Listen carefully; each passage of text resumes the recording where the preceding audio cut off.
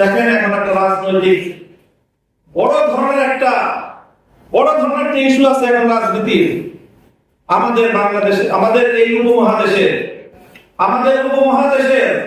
250 বছর 1753 সাল থেকে বা 1757 সাল থেকে আজ 2026 সাল, প্রায় 300 বছরের রাজনীতি। আমাদের আকাবের উলামায়ে কেরামের ত্যাগ, কোরবানি, নজরানা, জিহাদ, অনেক রক্ত, অনেক জীবন, এই অনেক কিছুর বিনিময়ে আমাদের বড়দের একটা বড় অর্জন ছিল, সেই অর্জন হলো 1947 সালে মুসলমানদের মধ্যে এমন একটা ভূখণ্ড, যে ভূখণ্ডে ইসলামী নিজাম হবে, নিজামী ইসলাম, শরীয়তি ইসলাম বাস্তবায়ন হবে। এই অঙ্গীকারের ভিত্তিতে 1947 সালে মুসলমানদের জন্য আলাদা একটা রাষ্ট্রের অভ্যুদয়। এটা হলো আমাদের 300 বছরের আমাদের পূর্বসূরি আকাবের উলামায়ে কেরামের রাজনৈতিক সর্ববৃহৎ।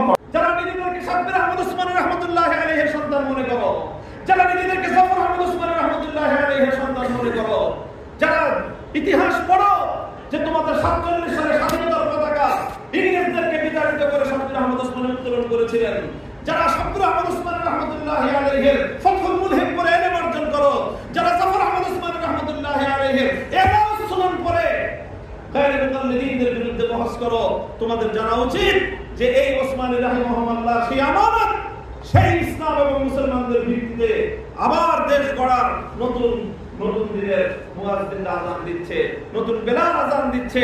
এই আযানে যদি আমরা সাড়া দিতে না পারি, ইতিহাসের দায় থেকে আমরা মুক্ত হতে পারব না।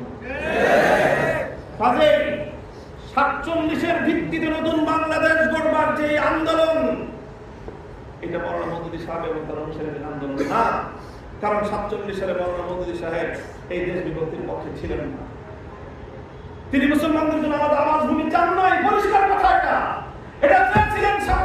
এটা চেয়েছিলেন সাব্বির আহমদ উসমানী, এটা চেয়েছিলেন মুফতি শফি ওসমানী রাহমাতুল্লাহি আলাইহি, মুফতি আযম মুফতি শফি রাহমাতুল্লাহি আলাইহি, এটা চেয়েছিলেন সাইয়্যিদ সুলাইমান নদভী রাহমাতুল্লাহি আলাইহি, এটা চেয়েছিলেন জাফর আহমদ উসমানী রাহমাতুল্লাহি আলাইহি, এটা চেয়েছিলেন শামসুল হক ফরিদপুরি রাহমাতুল্লাহি আলাইহি, এটা চেয়েছিলেন আথারী রাহমাতুল্লাহি আলাইহি, এটা চেয়েছিলেন এই দেশের উলামায়ে কেরাম এবং দেওবন্দি।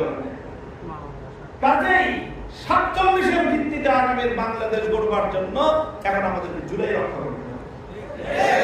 কারণ জুলাইয়ের হাত ধরে 47 আবার প্রাসঙ্গিক হয়েছে। এখন যদি জুলাই হাত ছাড়া হয়ে যায়, 47 আবার হাত ছাড়া হয়ে যায়।